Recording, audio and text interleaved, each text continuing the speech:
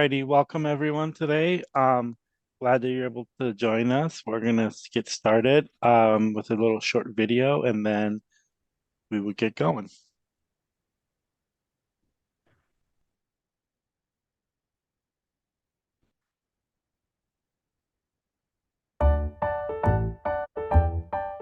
Hello everyone and welcome to today's session. We are Pre-Med CC, a student-led organization established in the fall of 2021. Our goal as an organization was to create an online community for pre-medical students at community colleges and universities with the hope of guiding the next generation of diverse and inclusive physicians. And while we advertise our organization as being for community college students, our events are open to anyone. We realize that finding guidance and mentorship in a pre-med journey can be especially challenging for first-generation pre-med students, people that lack the financial resources, or just those that do not know people in the medical field. One of the best parts about our events is that they are virtual, so you can do it from the comfort of your own home. We typically have events on Fridays from 5 p.m. to 6 p.m. PST, and on Saturdays from 10 a.m. to 11:30 a.m. PST.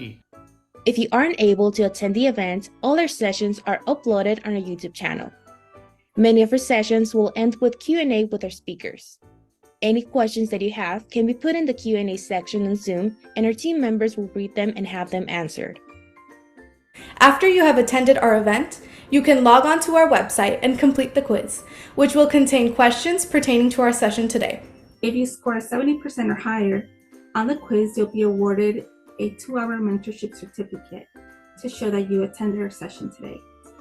If you want to stay connected with our upcoming events or want to tell your pre-med friends about Pre-Med CC, you can find us on Facebook, YouTube, Instagram, and TikTok at Pre-Med CC.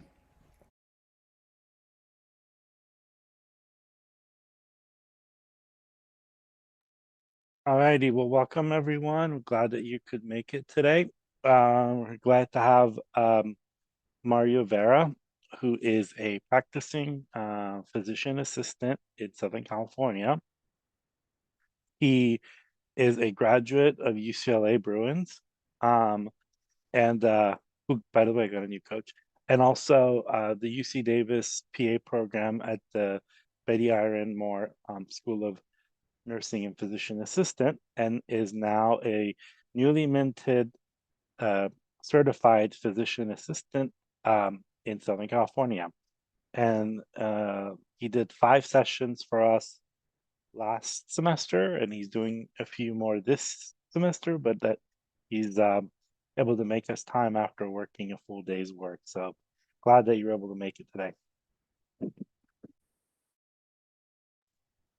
Thank you for that introduction, Jubin. And yeah, actually, about 3 weeks ago, I started my full-time big boy career/job. Yeah, they still haven't given me a full patient load, but it's still a big learning curve. But I'm super excited to be here, super thankful. And I know this is the first, is this our first pre-PA kind of content session that we're doing this year? I think so. So it's kind of exciting. We have a new cycle that's kind of on our horizon for all of the students who will be applying this upcoming cycle. And so I commend you for being here and kind of getting this early start to what is your application. If you've never applied before, I just want to let you know that CASPA, the Centralized Application Service for Physician Assistant Programs, is a beast of an application. And it is not something that you will just wake up one day and say like, oh, I'm going to fill this out and we'll see if I get in. It is something that you work at and you chip away every day for weeks, months. And so the fact that you're here is a really good indicator that you're on the right side of the curve. So I just want to commend you guys for that. So let me screen share and we'll get started. Okay.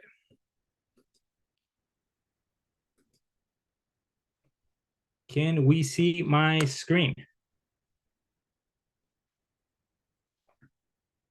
Was that a thumbs up, Jubin? Sorry, I think I missed that. Okay, awesome. All right, and then just to make sure it's in the presenter view, not the okay, fantastic. All right, so today we're going to be talking about personal statement writing and how to tell your story specifically in the personal statement. And as you can probably see, there's about 68 of us here today, and so this is a topic that I think often gets a lot of pre-PA and pre-med students and essentially any pre-health career. The thought of writing about yourself and telling your story is something that can be kind of anxiety provoking.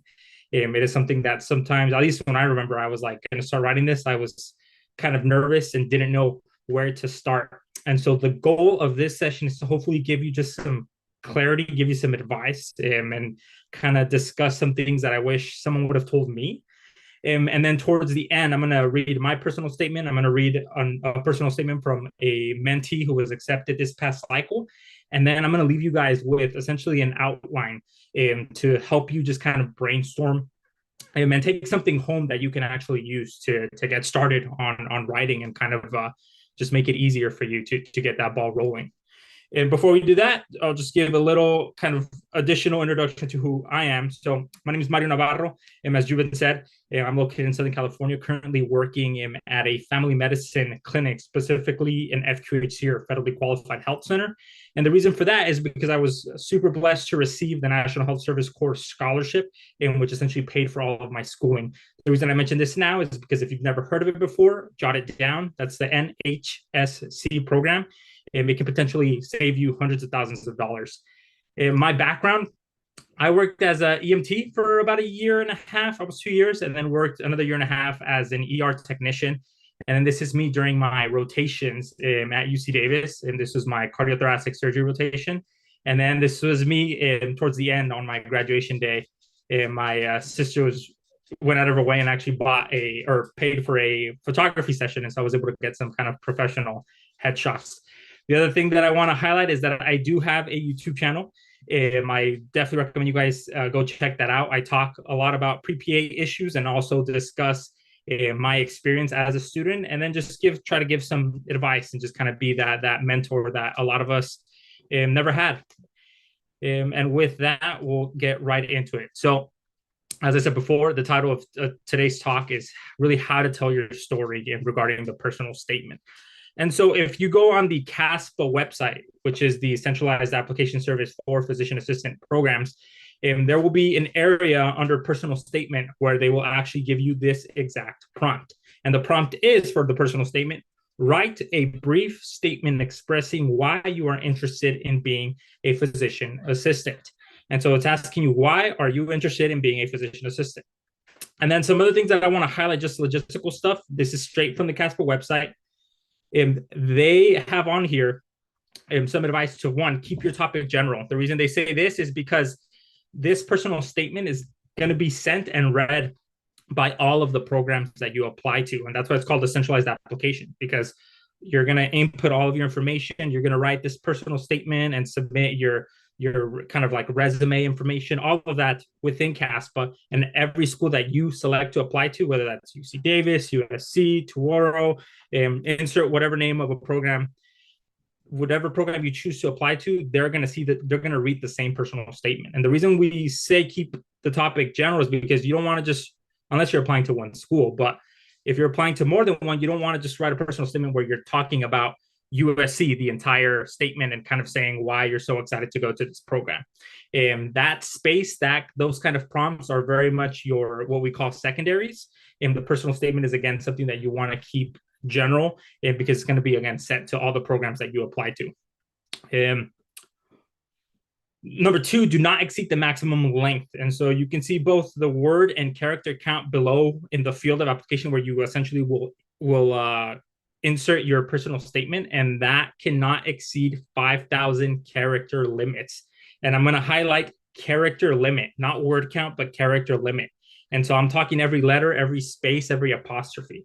I've often had students who I'll work with them to do their personal statement, and they'll send me something that's 5,000 words long, and that is way too long. And so make sure that you're sticking to the 5,000 character limit. And then number three, use your own words. Plagiarizing any part is a violation of the code of conduct. We don't have to dive into that too much. And then use simple formatting. And that's also something that they highlight, because when you go and kind of like copy and paste, let's say your personal statement from like a Word document or a Google Doc, sometimes tabs, italics, multiple spaces, bolding, stuff like that will not be saved.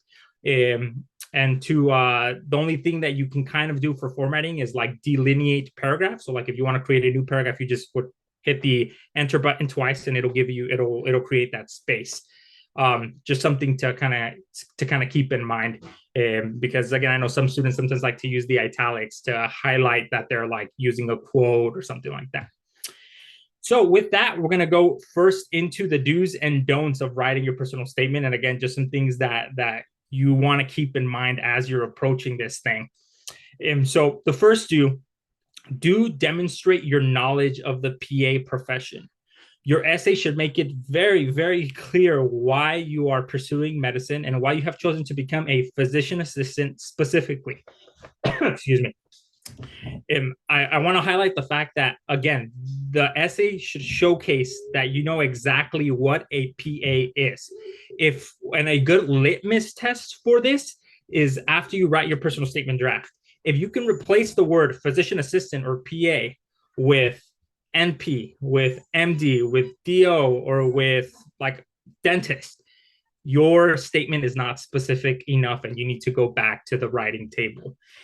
Because again, there are things in common with these other professions. A PA and a doctor and a dentist will all be delivering or will try to deliver compassionate care. But what is it about the physician assistant profession that is different from the MD, from the DO, from the dentist? And so really make sure you're digging deep when you're writing this and making it very clear to the person reading this, your personal statement, that you know what a PA is. The next one, a don'ts of writing. So don't say why you don't want to be a different kind of healthcare provider. Write about how you want to be a PA. Again, this is a great place to demonstrate your knowledge of the unique profession, and be careful not to cast any other healthcare workers in a negative light. And even though these kinds of the advice that I'm going through today, it seems kind of like duh, like this is common sense. But the reality is I've had students who have sent me their personal statements for me to like read and kind of critique. And they are spending more than a paragraph and a half or literally half of their statement writing about how they were thinking about doing med school and how they kind of gave up on that, or they were thinking about doing nursing, but they don't want to, let's say I'm choosing an extreme here, like they don't want to be following orders their whole life and want to be involved on the giving order side of things. That is a perfect example of you essentially bashing like the nursing profession, because that's not just what they do, or that's not the only thing that they do. They are very much part of the healthcare team, and so you definitely want to make sure you're not casting any of our colleagues in a negative light. All right, the next one, another don't say you've chosen to become a PA because of a better lifestyle or because it's shorter, easier path. Even if this is part of the reason, it's not only somewhat misinformed, but it gives the impression that you believe PA school is easy or that you don't want to work hard. And yes, PA school does encompass a few less months compared to other graduate level healthcare programs. And so it's way less schooling than becoming like a physician, MD, DO. It is still extremely challenging. It's hard to get in and it's hard to get out. There are students, and not to scare you guys, in programs across the country, there's a select few students who actually end up having to drop out or essentially struggle academically. And so it's something that is again a challenge, and something that should not be viewed lightly, and something that you shouldn't be mentioning in your personal statement that, oh, I want to be a PA because it's easier. And PAs often have, as we know, a good work-life balance, but not necessarily in every specialty. And so that's also something that I often will read in some students' personal statements, is they'll say, oh, I want to be a PA because it's going to afford me a better lifestyle, and I want to come home and not, answer call or have a pager or have to go in the middle of the night. But the reality is, if you're working in a cardiothoracic surgery specialty or working in really any surgical subspecialty, you are going to be expected to take call. And during my rotation, my preceptor was a physician assistant, and I actually took call with her. And so it's very much heavily dependent on the specialty, and it's not like we're 100% a lifestyle career. You will still, depending on the specialty, have to put in work and hours similar to our physician and resident trainees. All right, another don't. I promise we'll get to some do's. And don't be vague. Don't leave anything for admissions committees to assume. Use lots of examples, stories, personal experiences, and the lessons that you've learned throughout your life. If you use any abbreviations, and there are a lot in the healthcare world, so like things like CPR, or insert any acronym that you may know, write them out the first time and then include the abbreviation in parentheses. If the reason I mention this about not being vague is because often students will assume that, oh, they can see in the other aspects of my application, like in where I wrote about my healthcare experience, they'll be able to read what I did there. If you're going to include a story or talk about a certain experience, you need to give some context. Kind of like when you're essentially telling a story to someone, like, oh yeah, I was driving on the 405 freeway the other day, and guess what happened? And before you say what happened, you gave us context. You were driving and you were on the freeway. And so it's very, you essentially need to do the same thing in your essay and give context to the story and the characters that you're going to introduce. With the topic of storytelling, we go into a do show and don't tell. And so instead of just listing adjectives like I'm compassionate, I'm flexible, I'm determined, tell brief anecdotes, which is just a fancy word for tell brief stories that show how you embody these qualities. Or what I ask students to often do is to show evidence in your life, because all of you, how many are there in here? 76 of you who are logged in, you've lived a life that I imagine is rich of experiences in your undergrad experience, in your community college. You probably have done some amazing volunteer work. And so rather than just saying like, yeah, I volunteered with Clinica Tepati, and I was able to deliver compassionate care to many individuals, really hone in on a specific story and tell me a story about how you were translating for Senora Ramirez, and really dive into those details and paint a picture, again, providing evidence and not just telling us about what you did, but showing us. Everyone applying to PA school says they are passionate about the profession and care about people. Let the admissions committee see that evidence from your life, from your experiences. Another do make every word count. Not only do you need to be under 5,000 characters, not words, 5,000 characters, you don't want to distract or bore your reader by including a bunch of extra details and long-winded explanations and redundancy. So you don't want to be repeating yourself over and over again, and you don't want to be going into a full tangent and spending 75% of your essay on like why you failed chemistry in your freshman year of college and what you would have done better. And that is, again, you want to view this personal statement through the lens of the prompt, which is, why do you want to be a PA? Or why do you want to be a PA?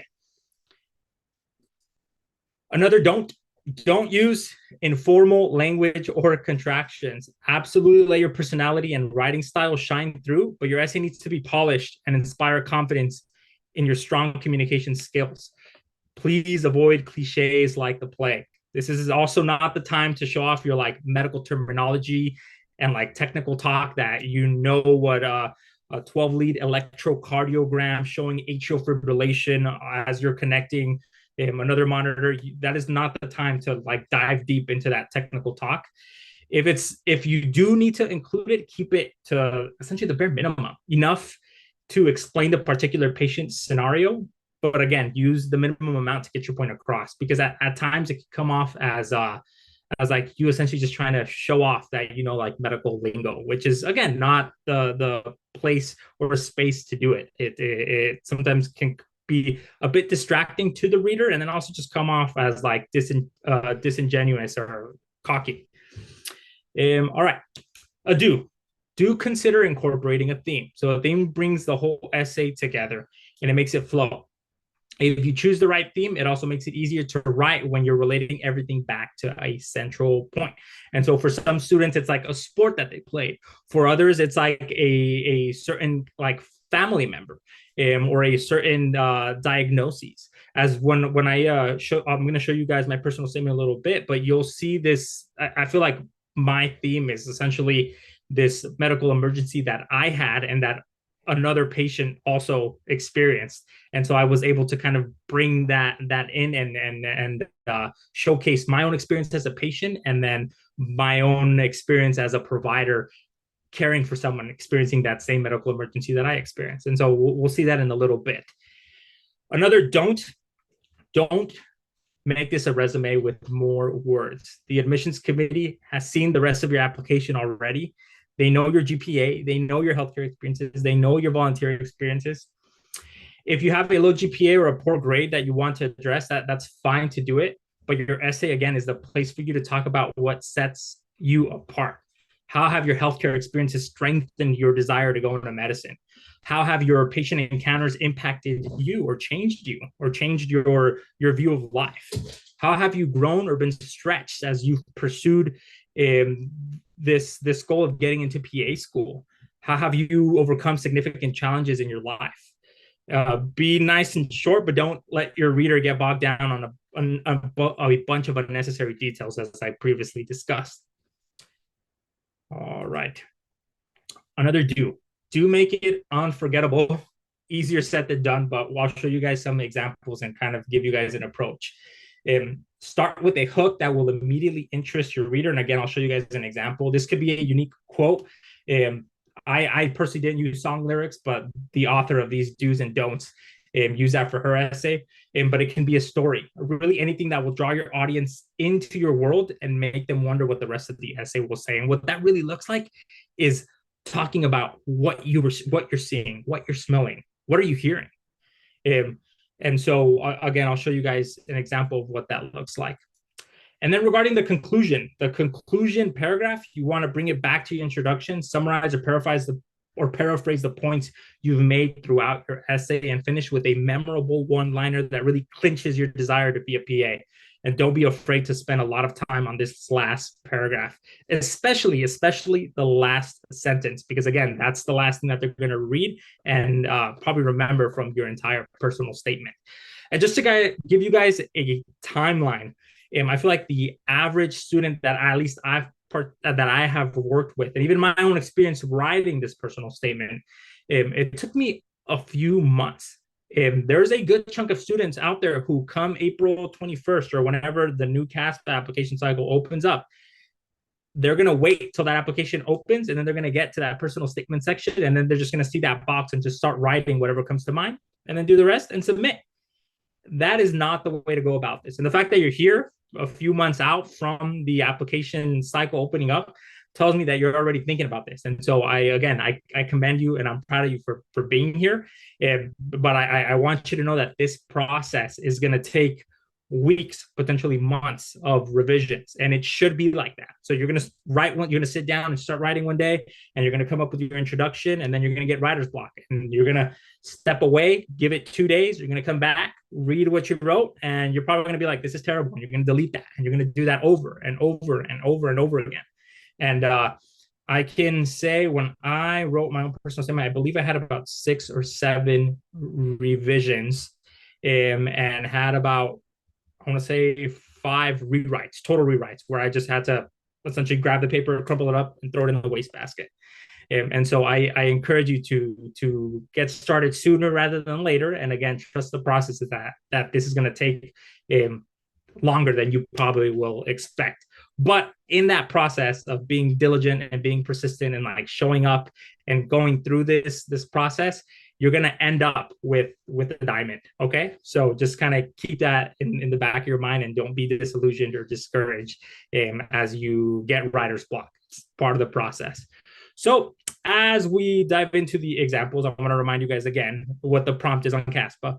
Write a brief statement expressing why you're interested in being a physician assistant. And so we're going to go into some personal statement examples, starting with my own personal statement. And so let me just change this screen, and we'll get into reading. And so, yeah, I recommend you get your tissue boxes and your popcorn, because it's going to be good. No, I'm joking. It's all right. Let's open this up. All right. And then let's see if I can see in the chat. Can someone in the chat let me know if you can see my personal statement? Sweet. All right. So I'm going to start reading this. The right side of my back feels sore as I walk up another set of stairs.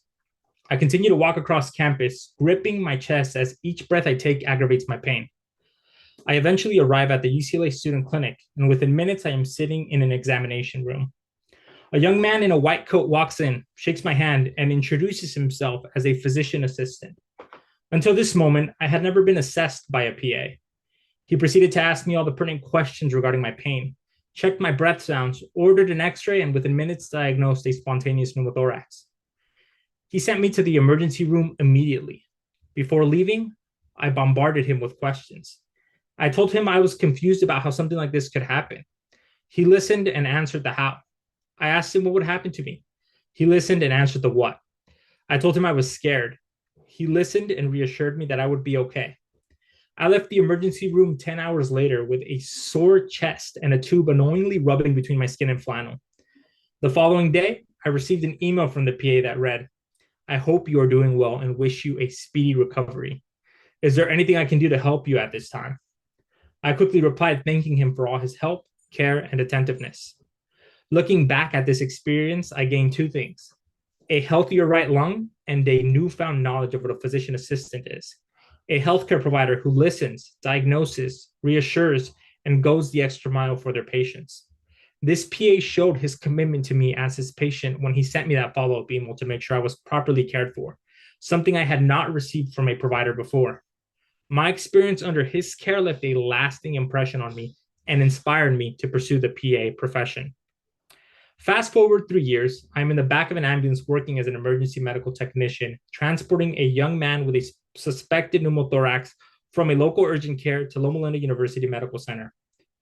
On that call, I had the clinical opportunity to listen to his diminished breath sounds and treat him for hypoxia. After asking my patient the necessary questions for my report, I listened to and addressed his emotional distress, answered his questions, and shared my own experiences with this uncomfortable condition. Despite my limited scope of interventions, I was able to comfort him using high flow oxygen, a warm blanket, and a word of reassurance, having been through this myself. I wanted to treat him with the same high quality care that PA back at UCLA had given me when I was going through the same medical emergency. Once he was checked in at LUMC, an emergency medicine PA approached me to receive a report on my patient. She then explained to the patient that he would most likely need a needle aspiration, and similar to my PA, she addressed each one of his concerns and put him at ease. I left that emergency room confident that my patient would be okay, impressed by the EMPA's scope of practice, and motivated to further my education to that level of expertise. As I collectively reflect on my experiences as a patient, student, frontline healthcare worker, and colleague to allied health professionals, I envision the type of PA I aim to become. As an assistant with the pediatric neurology department, I made it possible for patients to schedule an appointment and access the care they needed. I look forward to being a readily accessible provider to patients as a PA. As a member of the Latino Student Health Project, I provided preventative health care to residents of underserved areas. I am passionate about returning to communities in need and serving them in the highest capacity as a PA. As a member of the UCLA Marching Band, I performed alongside a disciplined and highly coordinated team. Similarly, I look forward to collaborating with a team of healthcare professionals as a PA. As a teenager translating for my mother at the doctor's office, I advocated for someone who could not advocate for themselves. I continue to advocate in my role as an EMT and look forward to advocating for my patients as a PA. As the oldest brother sharing my career aspirations with my younger siblings, I had the privilege of introducing them to the PA profession. I hope to inspire others to join this profession as other PAs have done for me. As an EMT, I give my patients time to express their needs and worries, something I admire in the PAs that I have worked with and plan to continue as a PA. As an undergraduate epilepsy researcher, I conduct clinical research and publish articles that contribute to the field. I am committed to a lifetime of learning and plan to continue my involvement in research as a PA. I desire to become a PA to advance the profession and genuinely care for my community by providing quality healthcare, support, and advocacy with integrity and compassion. And so that was my personal statement. And then just to give some context, I applied to 7 programs and received 4 interview invites, did 2 of those interviews and got 2 acceptances. And after getting into UC Davis, I committed to that program and declined the other two interviews. And so this is just one example of what that personal statement would look like. As you can see, there was elements of storytelling there, of highlighting certain experiences that were impactful. And so before I give the outline, I'm going to read one more personal statement again to just show you guys what that storytelling can look like and what that looks like. And so I'll do that now. Let's see. I'm going to do a new share. Okay.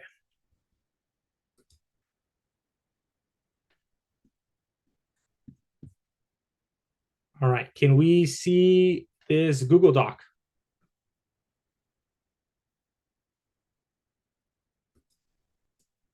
All right, sweet. So I'm going to read another example. And for this one, I really want you guys to just kind of pay attention to the way this student is painting a picture in the introduction, because this is what I mean by a hook, or when you hear people throw around like, oh, you need to include a hook to really, again, hook your reader. This is what we're talking about. All right, here we go. Let me zoom this in. All right. My heart was pounding, my palms sweaty, and my eyes filled with tears as I sprinted to the emergency room. The same hallway I walked through every day all of a sudden seemed miles long as I rushed to be with my mother. She had just been sent to the ER directly from the cancer center. Familiar faces greeted me as I reached the ER. Half smiling, "She's in 4, Lisa," her nurse said. I entered her room and saw my mother's face wash over with relief. She was relieved I had arrived to help facilitate communication. As the doctor mentioned, she would need to be admitted. Working at the same hospital where my mother received her cancer treatment made it easy for me to be by her side while advocating for her. I quickly took the role of her daughter and Spanish medical interpreter, a role I have held since the age of 7. I witnessed how my mother, an immigrant and Spanish speaker, navigated a healthcare system not equipped to provide her with the culturally and linguistically competent care she deserved. This early exposure to my mother's vulnerability ignited a fire within me to pursue a career in medicine. While working as a medical assistant at Vida Dermatology, I had the pleasure of working with Sophia, a dermatology physician assistant. I think back to our experiences together and admire the way Sophia cared for patients like Alex, a teenage boy who presented one day with a fever, swollen lymph nodes, and itchy sores on his lower legs. After examining him, she said, "I have a treatment plan in mind, but I want to run it by Dr. Sankar." She exited the room to consult with her collaborating physician. Meanwhile, I prepared the bacterial culture kit and rechecked his vitals. Sophia promptly returned and informed Alex and his mother of the diagnosis and antibiotic that he would need. She warmly asked, "Do you have any questions or concerns?" Drawing from her experience in pediatrics and urgent care, she confidently answered Mom's questions and provided reassurance. I desire to become a PA like Sophia, who provides patient-centered care in a team setting, working alongside and learns from our healthcare colleagues, and uses the flexibility to practice in different specialties to meet the healthcare needs of my patients. While working as a healthcare representative at Loyola University Medical Center, I witnessed healthcare disparities affecting my community, including language barriers and income inequality. I memorably advocated for patients like Mr. Diaz, an undocumented middle-aged man who was admitted due to diabetic ketoacidosis and was uninsured. He worked third shift at a factory and was recently diagnosed with type 2 diabetes. I noticed Mr. Diaz take a breath of relief and lower his guard when he realized I spoke Spanish. He disclosed he had not been injecting his insulin because he was unsure of his prescribed dosage due to his primary care provider only speaking English. I reassured Mr. Diaz of his patient right to receive translation services in his preferred language. I assured Mr. Diaz of his preferred language. I assured Mr. Diaz I would notify the social worker of this and ensure he left the hospital with a clear understanding of his treatment plan and a list of Spanish-speaking providers. I then informed Mr. Diaz I would assist him with an emergent Medicaid application to help cover his hospital stay. He wiped away tears as he thanked me. Similarly, in my current role as a medical assistant, I use my passion for advocacy and experience with patient assistance programs to help Miss Anna, a Spanish-speaking and uninsured single mother recently diagnosed with psoriasis. Miss Anna's psoriasis affected 10% of her body, including her joints, which affected her physically and mentally. I researched and found a program that could eliminate the financial burden of treatment. I printed the application, and together, we helped gather her supporting documents. Once approved, Ms. Anna returned to our clinic, where I provided injection training, reviewed the side effects, and discussed common injection site reactions. Patients like Mr. Diaz and Miss Anna and my mother motivate me to become a PA committed to addressing the health disparities of my community through advocacy, patient education, and cultural congruence. Though my current role is rewarding, my hunger to have a direct role in patient care as a PA remains insatiated. Through my years of experience as a Spanish interpreter, I understand the barriers facing minority patients in accessing the high-quality healthcare they deserve. I am motivated to become a PA who advocates for disadvantaged communities and helps bridge this gap. My healthcare and patient experiences have developed my confidence to establish meaningful patient relationships and trust. As a PA student, I look forward to growing in my skills to do the same and continue to mitigate health disparities. I am confident that my commitment to advocacy, patient education, cultural awareness, and desire to serve my community will make me a successful PA. And again, to give context, this student actually applied also to about 10 programs and was offered multiple interviews and was accepted to her number one program out in Chicago. And so, again, a clear example of the power of storytelling.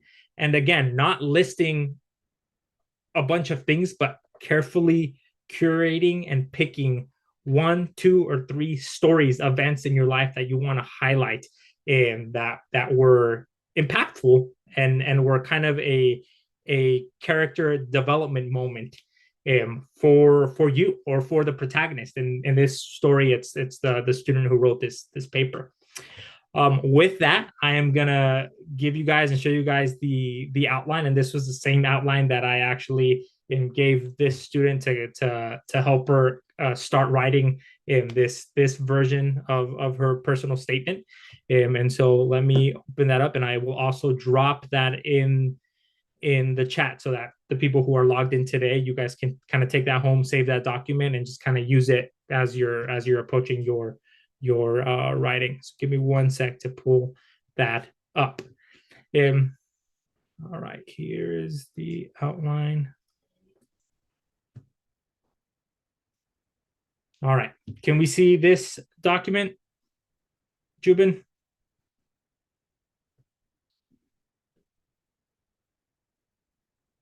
Great.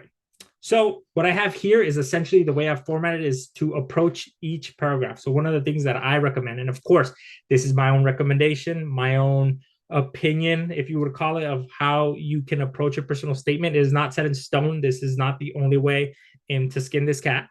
And so I want you to, of course, take this home with you. But if it's not your vibe, that's totally fine with you. And you can choose to write your personal statement in whatever way you think is best. But this is kind of the tried and true method that I consistently have seen such students be offered interviews by using this method with their personal statement. And so the way I format it is 3 paragraphs.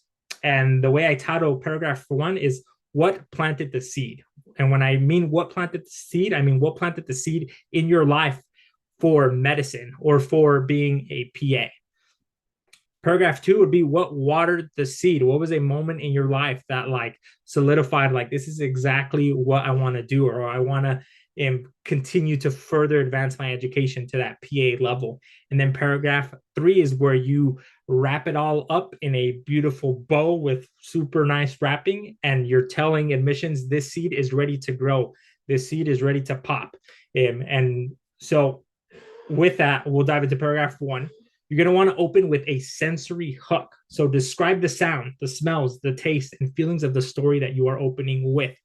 The example I have here is from my own personal statement. The right side of my back feels sore as I walk up another set of stairs. I continue to walk across campus, gripping my chest as each breath I take aggravates my pain. You read that and like you're essentially transported to that moment as I'm like, huffing and puffing, and like my chest is kind of hurting me as I am operating with just one lung. But again, you can make this your own. So ideas of stories that you can open with: a story about you experiencing healthcare or having an emergency, a story about your mother, a story about your dad, a story about a friend, a story about you growing up in a unique household. It can open up with like, I could hear the screams across the hallway, or you playing like jump rope with your sister. I have here as well as experiencing a culturally unique medical remedy. The main goal of this is to hook the reader into your earliest memories of medicine as a child, as a youth, as a young adult. And excuse my dog who's going crazy back there. You want to hook the reader into your early memories and how that motivated you towards a career in medicine. Other ideas that I have on here is like you interpreting at an early age for one of your parents, again, going through a medical emergency, or you helping someone as a volunteer and realizing the impact you made. And when I say you helping someone as a volunteer, I mean like really take us there and paint a picture. And it's okay to of course, you want to change patient identifiers, so you don't want to break HIPAA. But for instance, the names that are featured in like that last personal statement that we saw, the Mr. Diaz, the Alex, that is not the patient's actual name. That is a made up name, but it still has a purpose. It personifies the individual that you're talking about. And that is something that is fair game to do. And it creates this effect of taking us there, because we all know a Mr. Diaz. We all know Senora Ramirez. We all know in that patient that reminds us of like a family member of that abuelita or tío. And so I highly encourage you to bring that personification to the characters in your story. In that same paragraph, you're going to want to tell us about your first encounter or experience with a physician assistant, because the reality is for most of us, as children, we didn't grow up and be like, I want to be a PA, I want to be a PAC. Odds are that you probably encountered a PA later in your life, maybe in your youth or even in your college years as you were trying to figure out what you wanted to do in healthcare. You probably didn't have that encounter until later in life. And so that's also a good idea to include your first encounter with a physician assistant and how that impacted you, and started you on this course that ignited that flame for you to pursue the physician assistant profession.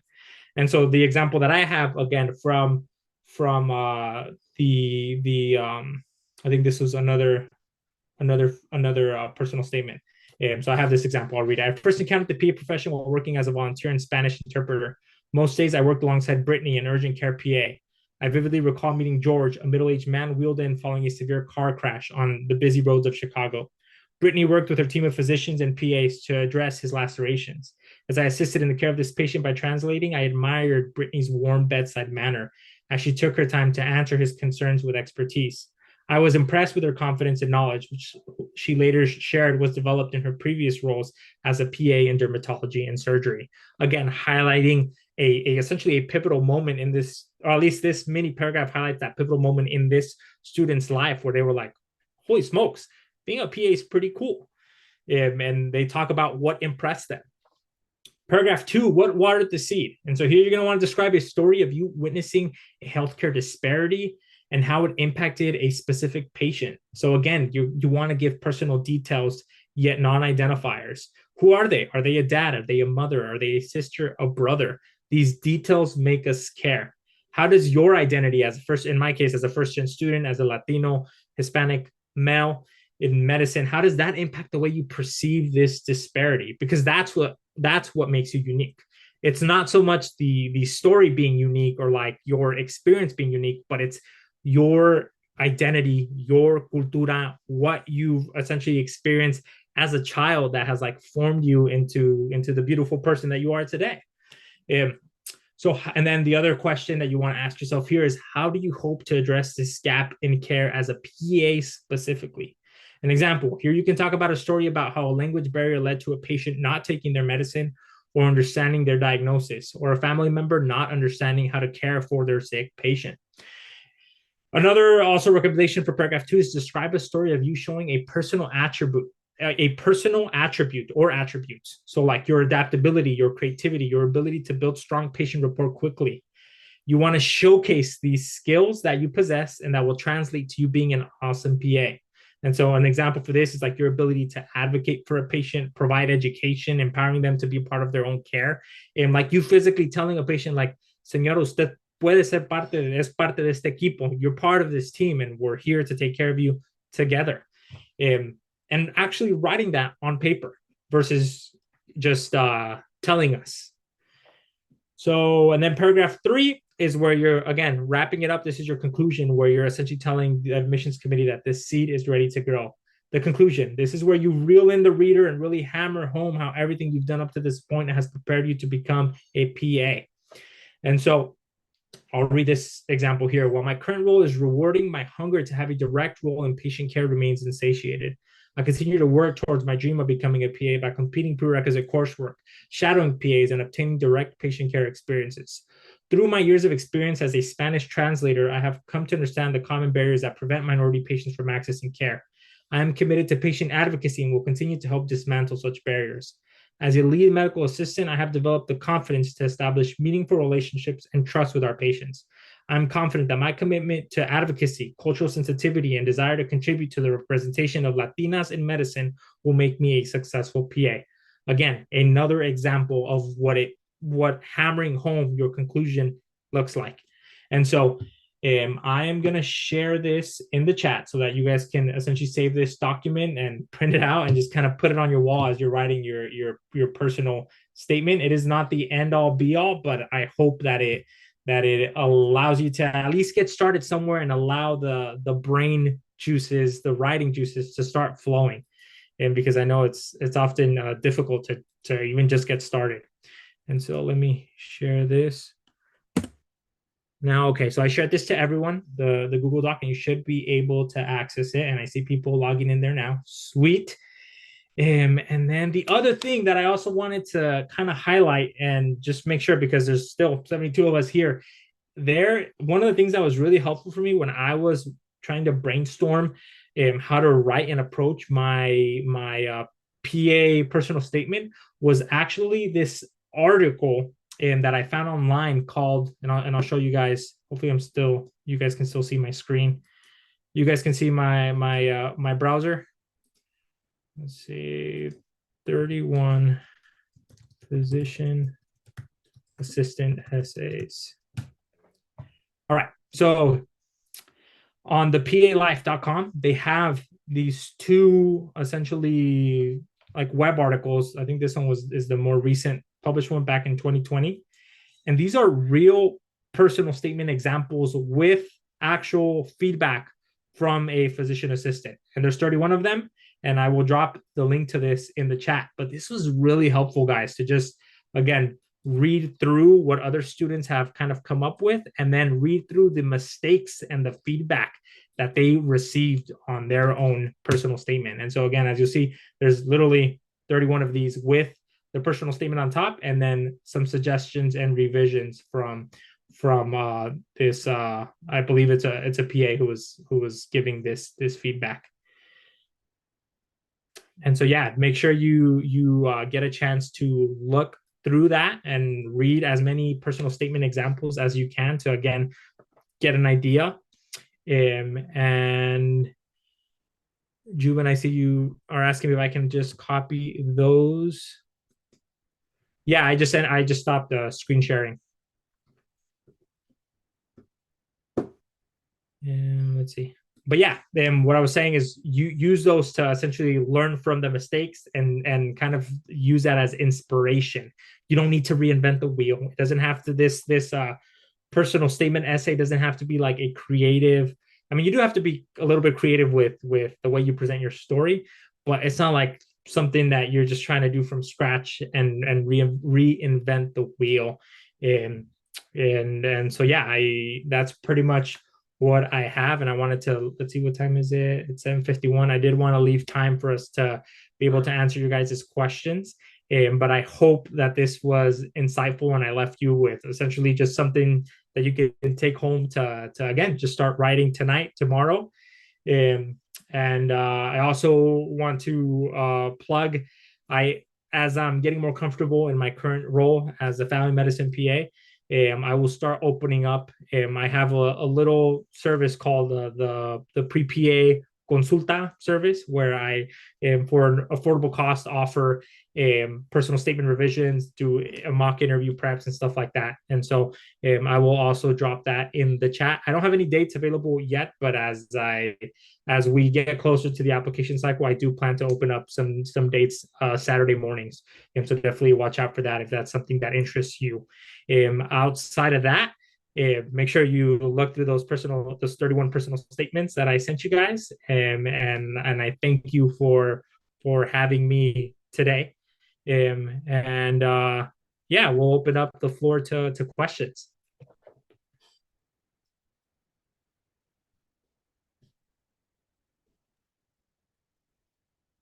Oh, and the other thing that I also want to mention is that we are going to be essentially, this is the first session of future pre-PA sessions with Pre-Med CC. And so make sure you're following the Pre-Med CC account on YouTube, on Instagram. And the next session will actually be hosted by my buddy Omar, El Padrino, or el.pa.drino on Instagram. And he's a third-year PA student at Stanford.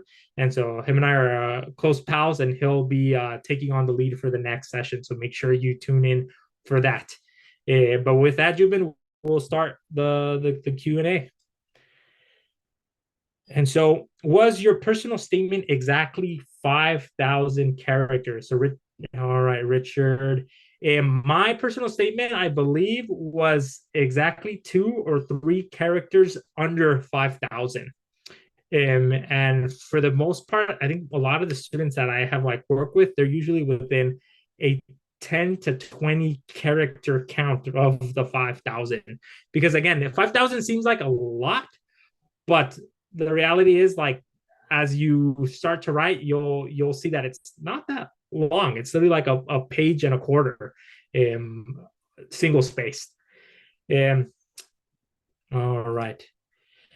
Are we allowed to add patient names into our personal statement without violating HIPAA? Yes. So one of the things that I highlighted and mentioned before is that you change the name. Change the name. Essentially, by you, or just use a last name, but not the actual patient's name. So if you actually had a patient named Mr. Mario Navarro, change that name to Mr. Carlos Sanchez, or change it to anything else. The purpose of including that name is to make that character human and create some personality to that character to make it that much more impactful for the reader. And you can do that without violating HIPAA by essentially changing the name. When we share patient stories, do we have to share their name, or should we share their name? How would we go about that? Yeah, so as I said before, kind of this is a similar question. You can essentially come up with a fake alias or fake name. Yeah, so basically, you could make you could make up their name. You could even state it, in the paragraph, just in the parentheses, not real name or whatever. They'll know that. So they're not gonna, if your name is, if you say, I don't know, Mario, there's no way that there's a lot of Marios in the world that it's kind of hard to track down. If somebody has a more, I don't know, my name is not a very common name. It's it would be. So let's give an example of a HIPAA violation. If you wrote Mr. Jubin, what's your Mr. Jubin Ashford came into my clinic. His date of birth is November 7th, 1982, and his social security is 513-72438.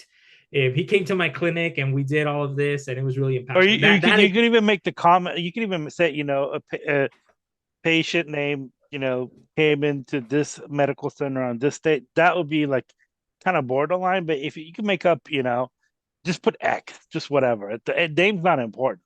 Yeah, it's not. Just make but the reason I mentioned, and the reason you see these names is, again, to drive home the point that by including even a fake name, you're essentially personifying, and you're making that patient human, and allowing the reader to essentially think back to a patient that they've experienced in their own life that reminds them of that patient, which is just another, I guess, tactic for you to continue to maintain the attention of the reader. The other thing is that I was just going to add is, for applications, scholarships, all that stuff, you get dinged going over that limit because it won't let you do it. Like the application, the web-based application, where you get ding if you have 5,000 characters and you only submit 3,000. That's where the ding is. Um, we have Yeah. our we have our um we have our just this is just something that I could tell you. We have our leadership applications where people apply to become leaders with pre-med CC, and we usually have a 300 word cap. And I could tell you, it's those people that take those 300 words to answer that question they were asking you, that people that we really want to interview, not the one that gives us one sentence.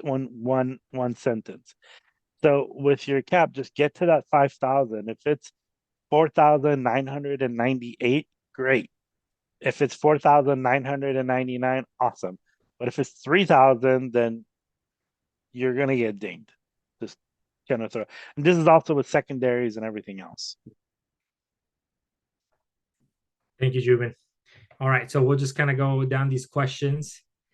Anonymous attendee asks, if it's possible to ask, what is the range of GPA your app that you of GPA you/applicant attained overall? So one thing I will refer on my YouTube channel, I do have a video called My Complete CASPA Application. Again, this is the Mexican PA on YouTube, and where I dive into all of my grades, my GPA, and literally everything in my entire essentially PA school application. It's on there. So you'll be able to see my grades. But if I can recall correctly, I believe I had about a 3.2 or 3.3 overall GPA, and my science GPA was a little bit higher than that. So definitely on the lower end as far as like PA applicants go. But yeah, something to just watch out for. And Jubin already, I think, found that video. Thank you, Jubin. All right. Anjali, thank you for your question. So we want to write about a patient experience. So if we want to write about a patient experience, however, there's a situation isn't similar to ours, but learning about them and witnessing their situation has impacted us in a heavy way. Should we still talk about it and share it? Yes. So that's kind of the whole point of what I'm trying to kind of convey to you guys. If there's a specific patient experience that really impacted you, that really watered the seed in your soul that's pursuing this profession, it's fair game for you to talk about, and again, give us those details. All right, Estela, thanks for joining us, Estela. Thank you for your comment. Were you accepted first to PA school and then subsequently applied to the NHSC? That is correct. So in order to become eligible to apply for the National Health Service Corps, which opens up in the spring of every calendar year, you need to be a student with an acceptance in hand. And so after you gain an acceptance, then you would be able to apply the following spring, whenever that is for you. Jasmine Rojas said, so helpful. Thank you and the rest of the team for providing these sessions. Jasmine, thank you for joining us. And yeah, we're still going to be doing a lot more sessions to hope to, again, give you guys these free resources that just equip you guys to be hopefully a strong applicant and hopefully a first-time applicant that gets accepted. All right. Nida Eroa, sorry for botching that name.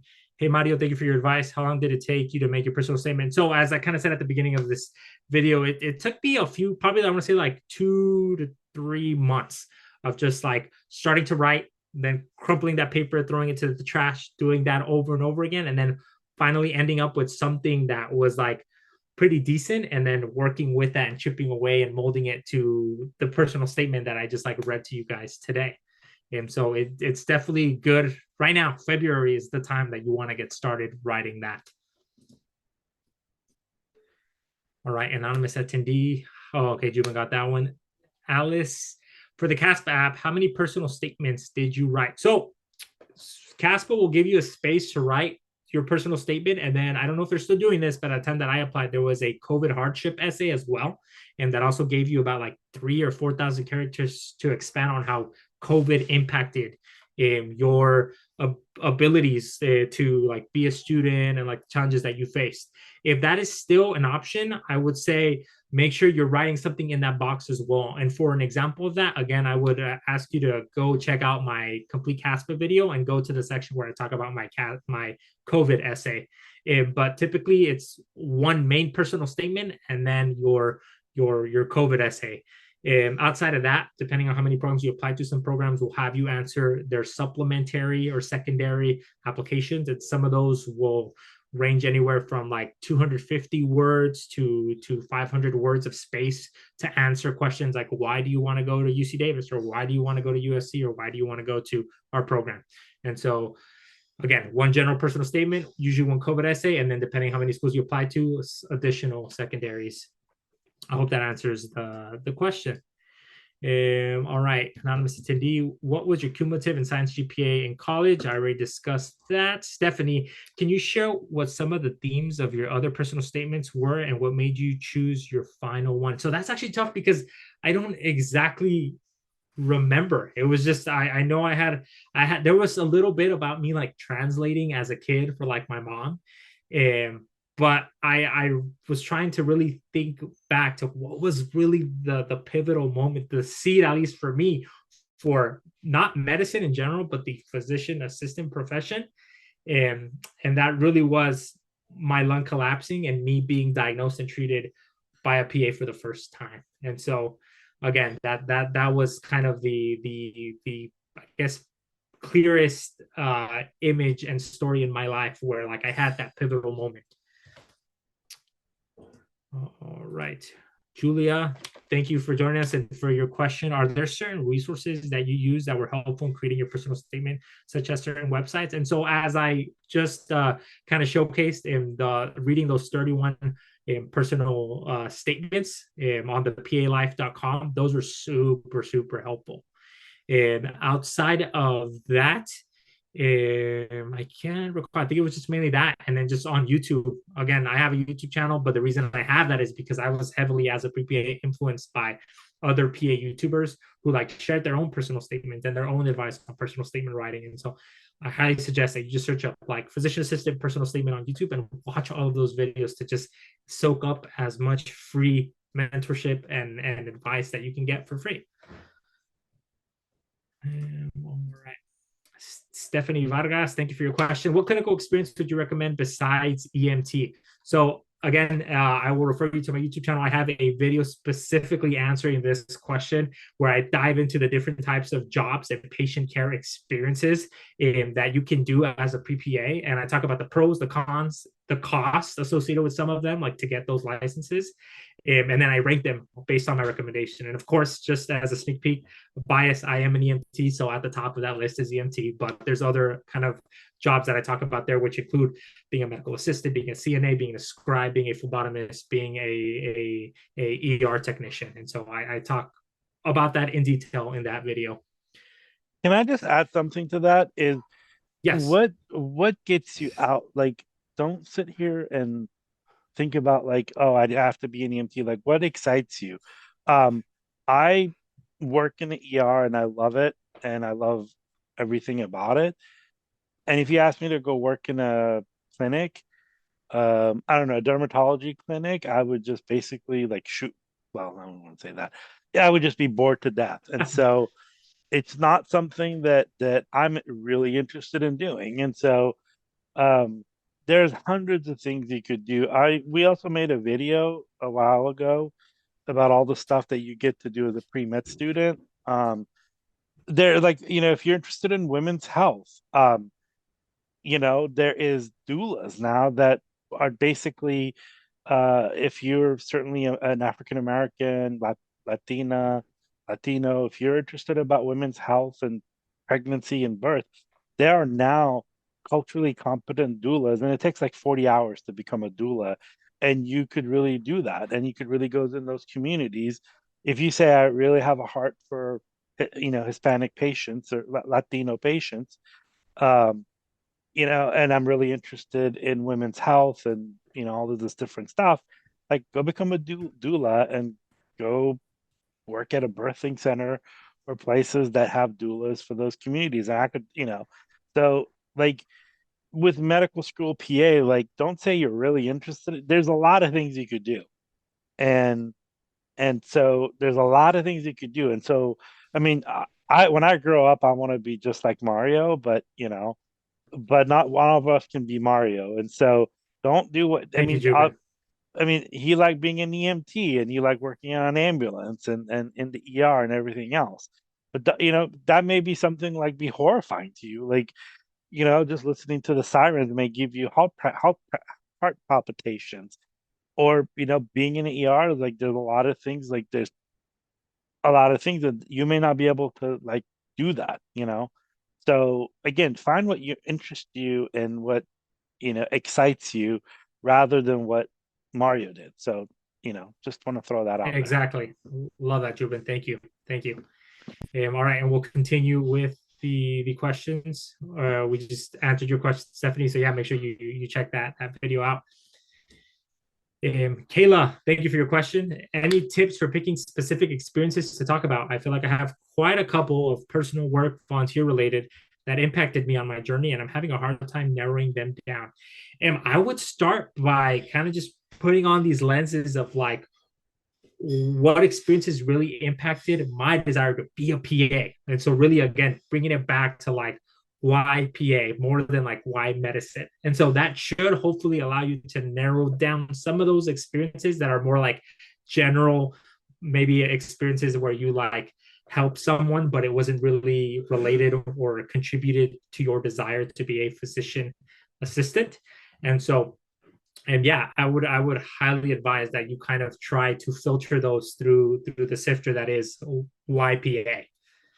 So I hope that helps. Anonymous attendee, what could be other possible reasons that we could include besides assisting people to become a PA? And so this is a question that we could talk about kind of a lot, but I'm going to essentially advise that to the student who asked this question to do your research. Do your research on the internet, do your research on YouTube, and search up things like physician assistant versus MD versus DO, physician assistant versus nurse. And because there's a lot of commonalities in terms of like, yes, we all get to help people, but there are some unique things about being a physician assistant, such as our lateral mobility, our ability to essentially work in different specialties without having to do a further residency, and other things like our advocacy work, our the work that needs to be done in Washington at the legislative level. There's still a lot of work because we are a newer profession. And so again, I would advise that you really, really do your research online, on forums, and on YouTube. To again, you have to go through that journey of essentially doing that research to discover whether PA is right for you. I would also suggest visiting the American Academy of Physician Associates website. They also have a lot of good information to help you kind of learn more about what a PA can do, and like some of the other roles that we have beyond just assisting people. Yeah, I think Jubin. I think helping people is the starting point. But I know a dean of admission of a medical school that actually, when people say, I want to help people, his response comes back and says, really? Well, teachers help people. Why don't you want to become a teacher? My mom was a teacher. Do you think that's a bad profession? You don't think, and you get really flustered. Why you want to be a PA, a physician, shoot, a dog catcher? That's something very personal to you. And yes, you want to help 100%. people, but you got to be able to give that reason, because somebody could come back to you and say, okay, like, what, teachers help people, crossing guards help people, like, why don't you become a crossing guard at a local school? School bus drivers, there's a national shortage of school bus drivers. Why don't you become that? The guy who picks up my garbage once a week in his truck, that's a huge shortage too. That helps people. Why don't you do that? Like, why do you want to be a PA? Like, I think we have a huge need for teachers. Why don't you become, so you got to be able to answer that. And that's such a personal thing that, like, for somebody was like, hey, XYZ, what's yours? And you got to be able to answer that. So, yeah. Yep. You hit the nail on the head, Jubin. Thank you. Stephanie Carrasco, thank you for joining us and for your question. When is a good time during the application cycle to apply for the NHSC scholarship? or is it something we should apply to after we've applied and gotten acceptances? So again, that second part of your question essentially answers this question. It's something that I would definitely recommend you go on the NHSC website and start to read what the requirements are to see if you're eligible and to see if you're interested in doing that. But you wouldn't actually apply till after you've gained admission into a PA, an accredited PA program. And so again, it's never too early to start, eyeing those scholarships that you hope to apply to. Mardo Lorenzo, thank you for your question. Should I keep the patient stories limited to one? No. As you saw in the 2 personal statement examples, and I'm sure as you read those other 31 example essays, often students are incorporating 1, 2, even 3 stories to get their point across. And so again, you don't have to limit it to one.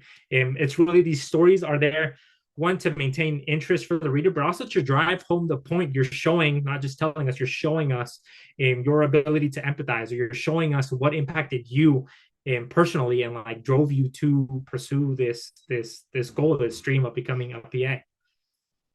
So just to kind of just want to throw this out there. 5,000 characters are around, I think, 887 words or something. Oh, thank you. I think that's what it is. I'm not exactly sure. I think 885, 887. Anyways, that's not a lot of words to like. So it's not. It's not. It will run out. So like, if you think that's gonna, I get like 5,000 is a lot. Like characters. I mean, I had to write this 3-page single space, I think it was something like 15,000 characters. Let me tell you, I ran out of room and I had to like cut it down and cut it down and cut it down to 3 pages single space. And I even cheated. I was like, because you had to submit it as an application. I changed the borders a little bit on those applications. I made it like 5. Juven, I'm gonna mute your microphone. You're giving bad advice. Yeah. No, I'm joking. No, but no, it was an email thing that I had to do. It was for a scholarship, but I had to email it, so I was like putting half an inch. But on these applications, they're all online, so you can't even cheat that. You can't even like, let me just change. Yeah, well, exactly. And even if you're over the like word count, and I tell this to students as well, just so you're aware. Let's say you're over the 5,000 characters.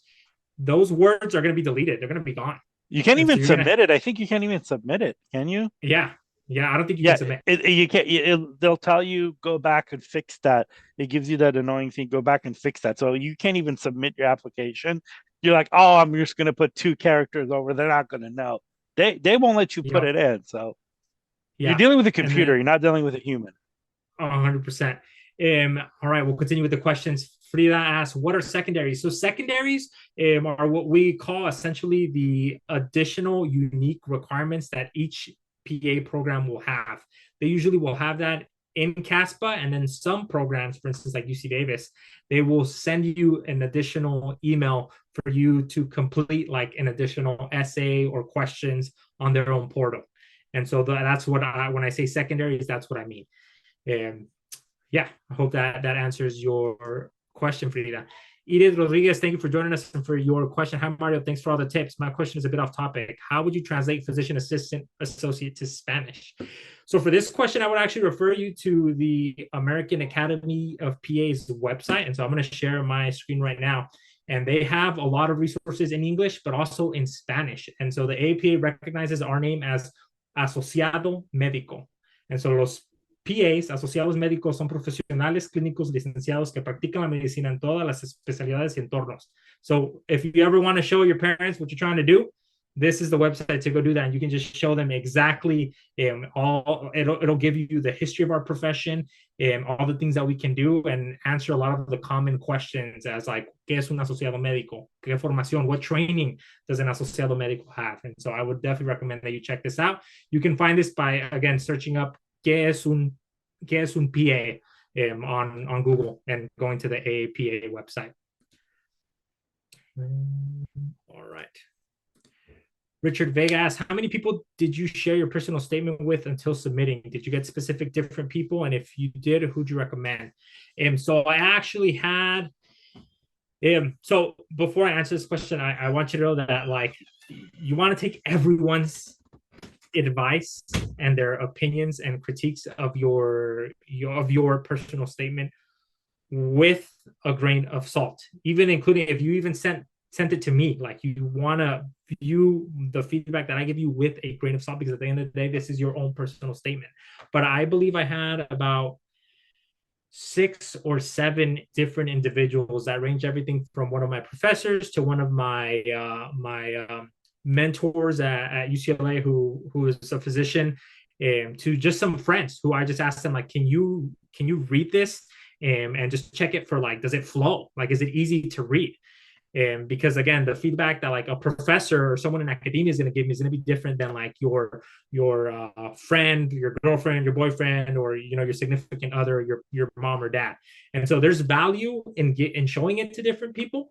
But yeah, that's something to keep in mind. Keep that feedback and take it with a grain of salt, because of course the feedback that like your mom's going to give you is going to be very different than the feedback that like I would give you, or like one of your like mentors would give. But yeah, it's always good to get a, not so much the quantity of eyes on it, like, but like different people from all walks of life. So like someone who's in academia, someone who's like a professor, a science professor, someone who is like just your neighbor, your friend, because that's going to give you again a different lens, of a different kind of reader who's reading your personal statement and what they're taking from. And so I hope that answers your question, Richard. Anita, does it need to be a patient reference? Can it be even from the classroom or volunteer job? Yes, the story can be from your classroom experiences in your community college, and or even in high school if there was something that early. It can also be a volunteer work. It doesn't have to be just like a clinical, like medical experience. Anonymous asked, I'm applying for the second time. What do you recommend me to do differently, or what should I do to my personal statement? I would really, again, just take the outline that I shared today and really try to focus on honing in on 2, maybe 3 stories where you give us detail, and again, showcase your interest, what like excited you, and from that one story, and then from the other story, showcasing your ability to empathize, your ability to listen, your ability to serve others. And so I would recommend you really try to hone in on your storytelling within this essay. And again, as I previously mentioned in the do's and don'ts, don't just like list and make this like a resume with extra words, because that's just a waste of space. All right, Anjali Sharma, thank you for your question. So in CAS, specific programs ask certain questions under the school program portion, and I was wondering how would we go about answering the questions? Do we go into detail or keep it brief? Totally up to you. So some students will take up, it really depends on the school, right? Because they're going to give you a certain character or word limit. For some programs, it's advised to kind of take up that entire space. And you'll notice, like I remember my application to Marshall B. Ketchum, I think I only had like maybe 200 words per question. And that's not a lot of room to essentially answer the topics, the questions that they gave me. And so again, as long as you need to answer the prompt, but the big thing is make sure you're answering the prompt and not beating around the bush or missing the prompt altogether. All right, Estela. So I love your sweatshirt and was wondering if you were going to advocate for the name change to physician associate with the medical boards. So again, this is really, well, this actual sweater was given to me by, oh my gosh, by Latinx and Mexico. I'm blanking on their Instagram. Give me 1 second to find that. But they sent this to me. But regarding the name change, I think ultimately the physician associate name does kind of reflect a little bit more of the fact that we're just not assisting, but like, let's say, for example, in my family medicine role, I have my own patients. I have my own panel. I review my own lab work and call those patients and let them know, like, hey, your diabetes lab is, elevated. You need to come in and we need to talk. And I'm the one managing that patient. And so it's very much not just an assistant to the physician, but really an advocate, a physician extender who is, again, and I think personally, an associate to the physician who's there to help and seeing our own patients. Let's see.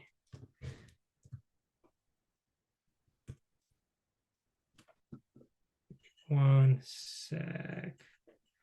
I'll have to find it. Once I find it, I'll drop it in the chat. I'm blanking on the name, What were but you thank you, trying looking Stella. for? I was trying to find the name of these ladies who sent me this sweater. Yeah, but it's okay. I'll eventually find it, and I'll send it out. And all right, going on to the next question.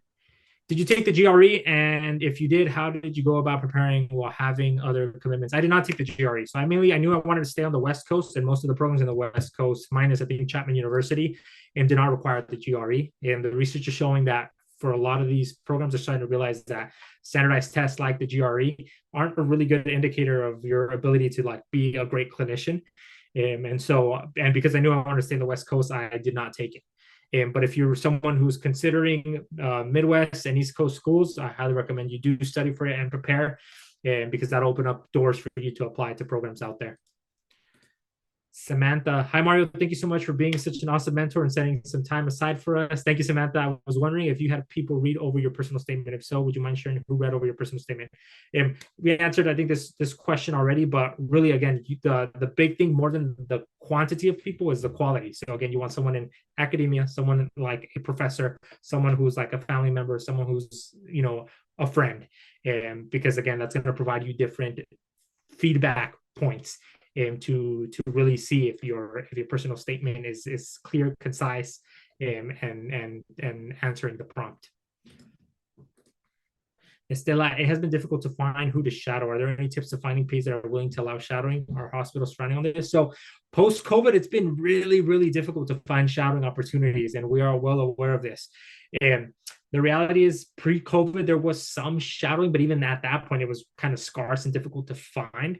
And what I tell students all the time is really, if you're affiliated with a university or college that has a hospital system, you would want to start there. And to get your foot in the door, you may have, let's say, like if you're a student, I'm just giving an example in my context, like you're a student at UCLA, you have a g.ucla.edu email, use that email to slide into DMs of physicians that work with that academic center.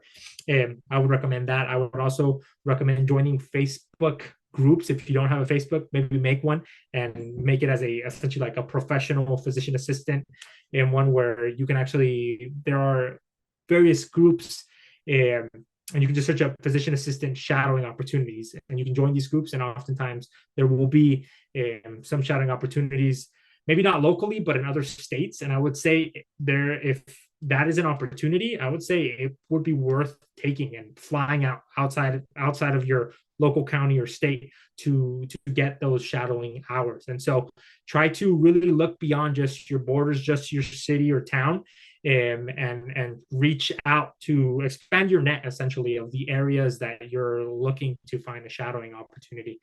And as for myself, I'm not currently offering shadowing. I'm pretty new to the practice, and so once I get a foot in the door, and I will hopefully will try to open that door for us to bring on students and get you guys exposed to all that good stuff. But yeah, keep being persistent. That's the biggest advice I can give you. Keep being persistent. Keep sending those cold emails. It only takes one. I think for the first PA that I shadowed, I think I had like emailed probably like more than 20 or 30. So again, persistence is the name of the game. Yeah, Yes, I just heard. Yeah, I heard actually someone that we have that again. You could do certifications in like 28 hours to get in somewhere. Um, Translation is another one, but I actually know someone who did this during COVID. They really wanted to like get into a hospital and shadow. And one position they were hiring like really fast on a lot of people was environmental services. So this person at the height of COVID got a job in environmental services. I'm not saying you should do that, but this is person's like drive. So did that and then got started working in hospital in a couple of weeks there, like approached a couple of the doctors and they're like, absolutely.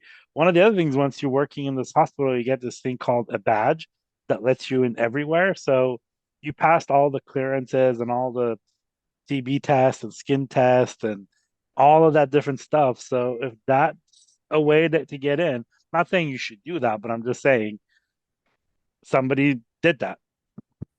Yeah. All right, and we'll continue with the question. I'm botching your name, Miss Gill, Gagan Gill.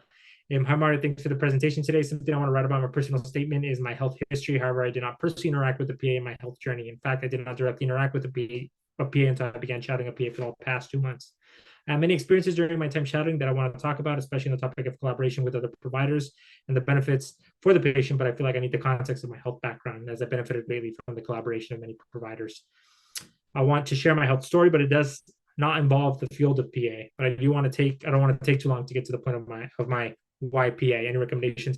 I would say you can view it kind of the way I like wrote my personal statement. You can take one paragraph to talk about your why medicine and talk about your health story and give that context of like how you experience your you were like hospitalized and you had people who were really caring for you. You were seeing that collaboration, and that's where like that initial spark started for my medicine. And then you can transition into a story about you shadowing and really being impacted by that physician assistant. So again, it can be two different stories. And yeah, that would be my recommendation. And hope that answers the question. Mardo, is there any writing service that you suggest to fix grammar issues? Grammarly. I know they have their free one, but there's been a time where I like paid for the actual service, and it's actually pretty good at getting your syntax down. And then also, of course, we don't recommend you go to ChatGPT and write my personal statement for me, because that's just going to be trash. But if you have a paragraph or a certain sentence that you want to reword, you can use ChatGPT to kind of give you ideas on ways to change it up. And so that's also a free resource that I would advise you look into. The only thing that I just want to say, be careful, is the newest version of Grammarly has AI, and a lot of these services are now using AI detectors. So just be careful what you're using and make sure there's no which AI. is why we recommend you don't write like your personal statement using AI. But if there's a certain like sentence that you're just trying to word, or like a paragraph that you just want to like draw some inspiration from, use AI to essentially inspire and kind of help you view a new lens to your writing, but don't just like copy and paste it verbatim. Anjali asked, does the APA also have that in other languages? I have no idea, but it'll take a second. Let me see if they have it. They have it. I think they have it. You just have to go there. They have one in Vietnamese, Chinese. There's a couple other ones. Okay. So yeah, you should be able to. Okay, great. Awesome. Yeah, it's a cool website. Stephanie, OMG, yes. I needed the translation. Mis familiares nomás piensan que soy la estudiante eterna. Seriously, I feel that. Thank you, Stephanie. Anonymous attendee, will this be uploaded on the website? Yes, it will be. Yeah, it usually takes a few days, but it'll be on the Pre-Med CC YouTube. Clareth Motabix, thank you for your question. Do you think that the PA profession will require a doctor degree in the future? No. And so we do have the DMSC on the horizon, but that's mainly for like administrative or teaching opportunities. But the PA profession is not moving towards a doctor or requiring a doctorate. And love the term physician extender. Thank you. Yeah, I've heard that from some of my mentors. All right. And anonymous attendee, do you know if CASPA recognizes, accepts online PA shadowing hours? It depends on the program.